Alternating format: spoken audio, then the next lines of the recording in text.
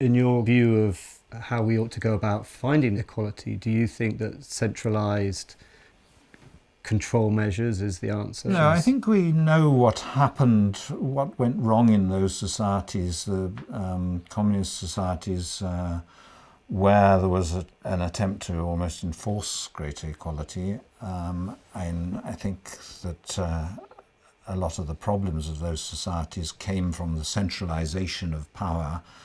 Governments became too powerful, and all the sort of elements of civic society, the voluntary associations and so on, all that disappeared. And you get the restrictions on freedom of speech and all the rest of it. I think the way we need to increase equality now is by extending democracy.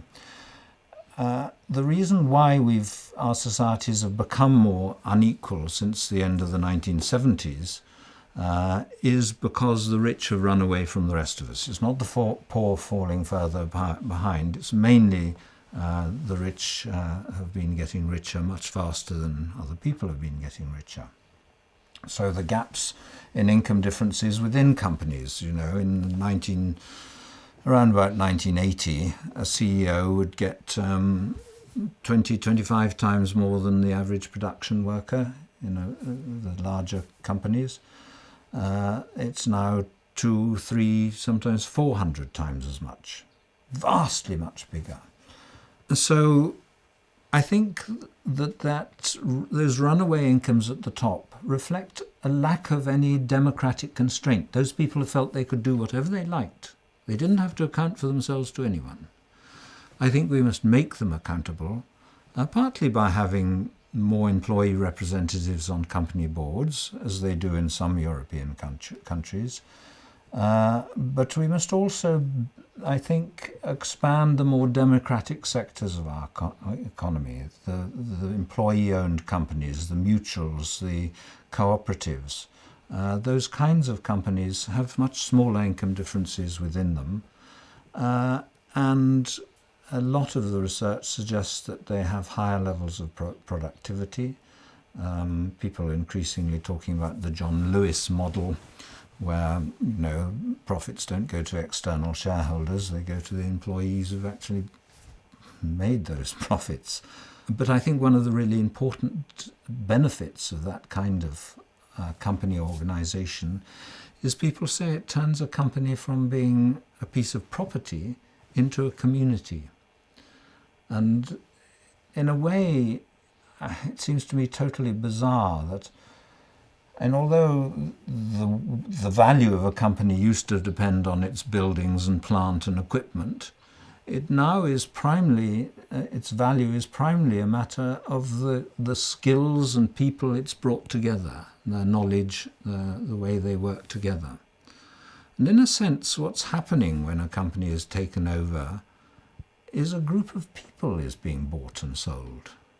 That's really a bizarre, anachronistic idea. People should be controlling their own workplaces democratically, and when that happens, there seem to be so many other benefits, not only smaller income differences and better community, but ethically they seem to do better, if you look at the sort of performance in environmental terms or in other ways. So I think that's where we should be going in future. You talk about competition being one of the sources of us placing ourselves in these hierarchical structures. With the way the world is constructed in the nation-state system, we naturally fight for our own, regardless of what that impact might be on other places around the world. Does your research look at the really big picture as well, and how we're placing ourselves globally? I think one of the things we did look at when comparing more and less equal societies is we thought that because community life is stronger in more equal societies and people trust each other more, that was probably indicative of a greater concern for the common good. And somebody showed us a survey of business leaders' opinions, an international survey, and one of the questions business leaders were asked was about the importance of international environmental agreements. And more equal societies, the business leaders thought they were much more important than the business leaders in more unequal societies, who obviously felt that, it's not for them to have to worry about these things. Our job is to look after ourselves and our own company. A very different kind of philosophy, but one that comes out of that unequal social environment where, people are competing for status and looking after themselves. We look to see whether that greater awareness of the common good, or public spiritedness, if you like, extended internationally. We also, and it's difficult to get data, but we did get data on how much different countries recycle different waste materials. Much more is recycled in more equal societies. We looked at foreign aid. More equal societies give more in foreign aid. A whole range of things like that, which suggests that, you move from just thinking about, must look after number one, these other people's welfare has nothing to do with me, they fend for themselves, to a sense of the common good, and that, of reciprocity and cooperation and so on, being of being involved in each other's lives more. Do you think there is place also for us to look at the root cause of some of these problems? Yes, I think that we tend to be to assume that what we see in our society is human nature, and we don't realise how far we are affected by our social and material environment. And of course we all have a sense that we have a self which is kind of within us and internal and private.